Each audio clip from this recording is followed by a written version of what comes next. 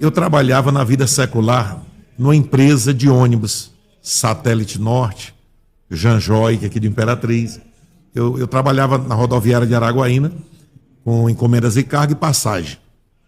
Meu irmão era o dono da agência. Então eu fui trabalhar com ele. E aí foi quando começou a chamada de Deus. Eu fechei o caixa da empresa, um certo dia, fechei tudo, malote, despachei no ônibus, aí fui para casa. E eu saí da rodoviária, eu morava próximo, meio-dia, mais ou menos isso. E eu ia caminhando, quando de repente eu ouvi a voz me chamar, Washington. Aí eu olhei assim, estava o Bacabal, um amigo meu que era dono da oficina mecânica, sentado lá. Eu achei que fosse ele. E eu disse, o que tu quer, Bacabal? Aí ele disse, não, estou falando contigo, não. Oi. Fiquei assim, eu digo, desculpa. Aí comecei a caminhar. Aí eu vi, quando chamou de novo Washington, a voz vinha de cima. Foi a primeira vez que eu olhei no sol, como eu estou olhando para essa lâmpada, sem que o sol me agredisse os olhos. E a voz vinha na direção do sol. Washington, eu estou fechando essa porta de trabalho. Estou te escolhendo para fazer a minha obra. Começou a falar comigo. Não te preocupa com teus filhos. Eu vou cuidar dele. Onde eu te levar, eu usarei a tua boca, usarei tuas mãos, usarei... Rapaz, foi algo assim tremendo. Eu fiquei praticamente em pânico, né? Uma experiência muito afinada com Deus, né? Quando eu cheguei em casa, minha esposa disse, meu filho, o que está acontecendo? Você está assim diferente. Eu falei, minha filha, o Senhor está me arrancando, tirando da empresa. Eu não posso mais trabalhar na empresa. Por essa razão, assim, Deus me chamou para a obra e eu agora não posso sair fora disso. Mas, depois que passou aquele efeito, veio a preocupação. Aluguel, o pão de cada dia, as responsabilidades de pai. Fiquei preocupado. E fui segurando o emprego ali. Eu digo, não, o Senhor vai escolher outro. Ele vai me deixar quieto. E o tempo foi passando. Chegou a uma situação que eu estava na agência, quando alguém bateu na vidraça da agência e disse assim, covarde, até quando tu não vai ouvir a voz do Senhor? Eu quase caí para trás. Uma pessoa que eu nunca nem vi. Aí eu me lembrei. Mas continuei insistindo nessa situação de não querer fazer a obra do Senhor. Até porque, Jefté, pastor Fernando, eu ajudei tantas pessoas naquela rodoviária, missionários, pastores, o dinheiro acabava e eles ficavam na rodoviária. E eu perguntava, o que foi que houve que vocês estão aqui, não vim embarcar em nenhum ônibus, não é que acabou o nosso dinheiro. Nossa. Aí eu digo, vocês fazem o quê? Não, eu sou pregador da palavra. Olha. Eu trabalho para Jesus. Eu digo, meu papai do céu. Aí eu fui lembrando daquilo. Eu digo, deixar a empresa, deixar tudo, para mim ficar em banco de rodoviária, esperando a vontade dos outros.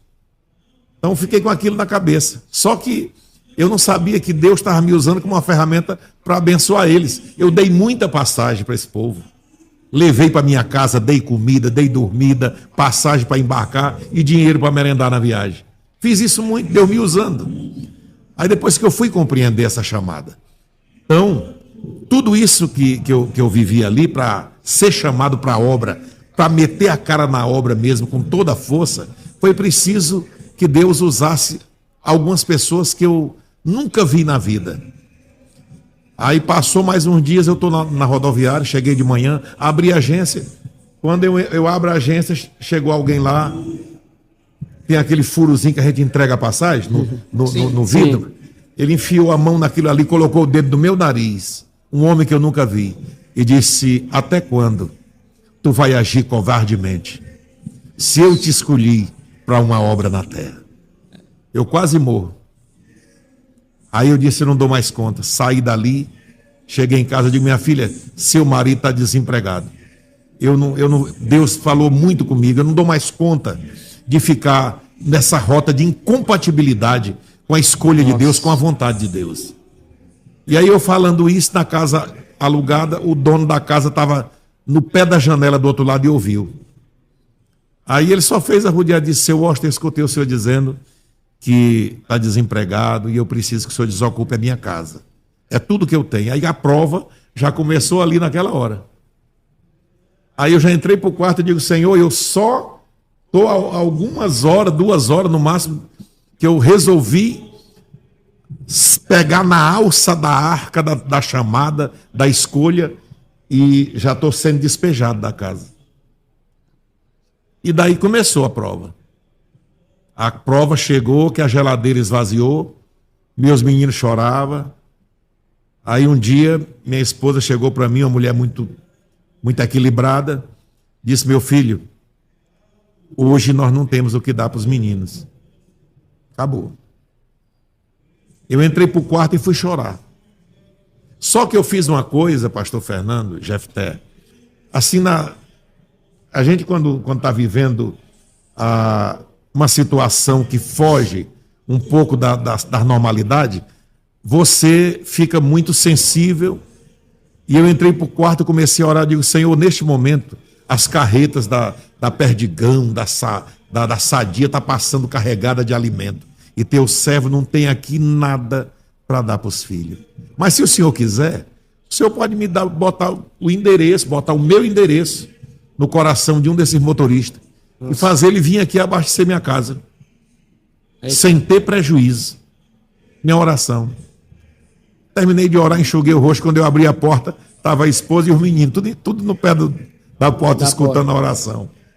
Aí minha esposa disse, meu filho, eu vi tua oração, não te preocupa não. O Tiago pequeno me abraçou e disse, pai, o Deus que o senhor serve, amanhã ele proverá.